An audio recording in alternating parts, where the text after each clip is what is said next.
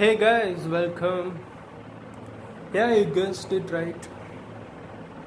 Today we are back with another video on residential status of individual. So, what is so special about this video? It is just simplified. So, let's move on to the video. We all know there are three types of individuals based on residential status. They are resident and ordinarily resident, or more commonly called as ROR. Resident but not ordinarily resident, or NOR. And finally not resident, NR. So to determine the residential status of the individual, there is a basic rule. So the basic rule is divided into two parts. Either it is the individual must have stayed in India for the relevant previous year for 182 days or more, and if this condition doesn't hold good, then we can move to the next condition, that is 4 years immediately preceding the previous year. You should note this.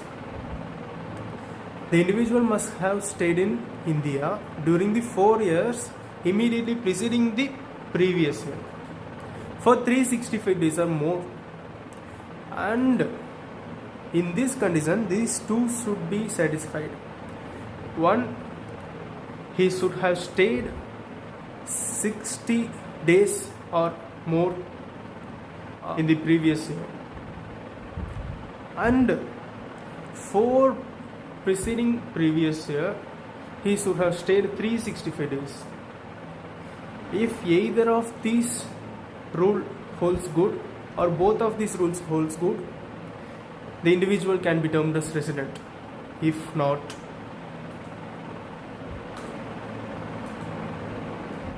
he is a non-resident if both rules are not satisfied. So we can move to the next part.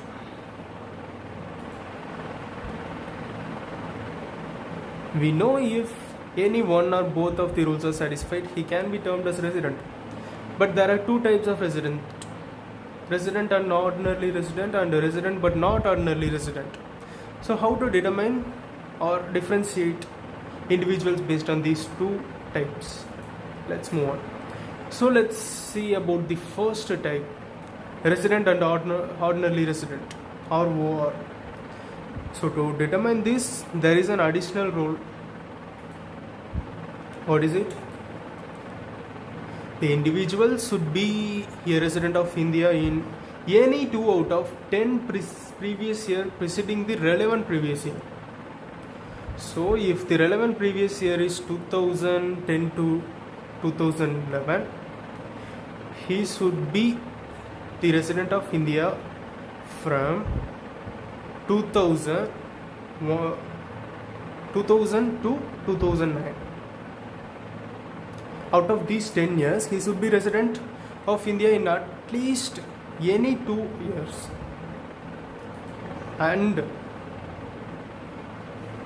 note this rule has and, not or.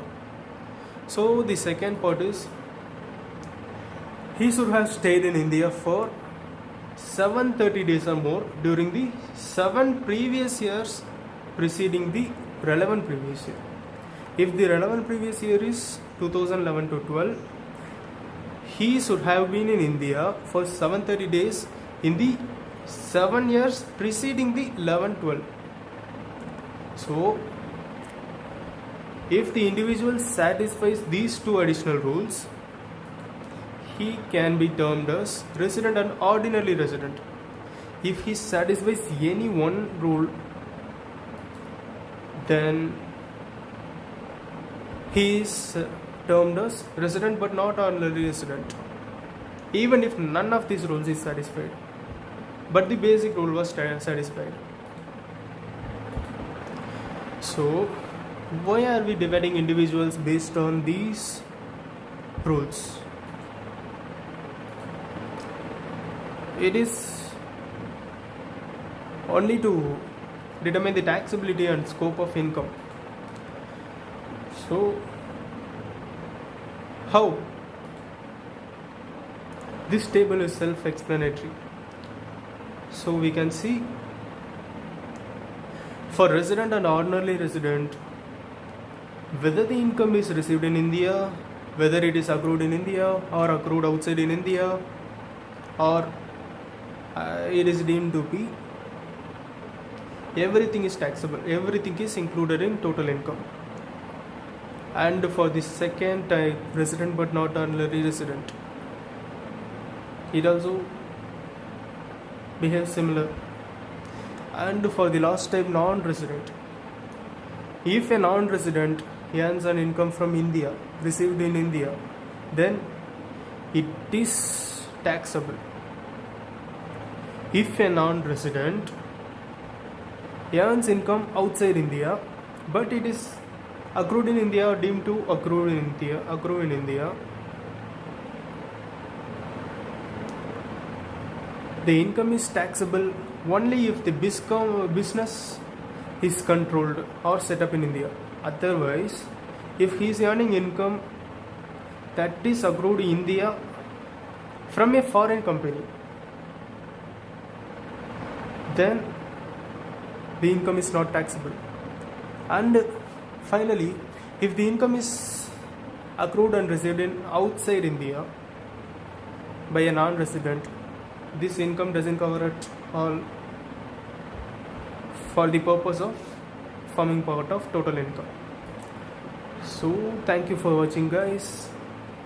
Please like my video if you like it, share with your fellow mates, and don't forget to click that subscribe button. And finally, please click that bell icon to never miss an update.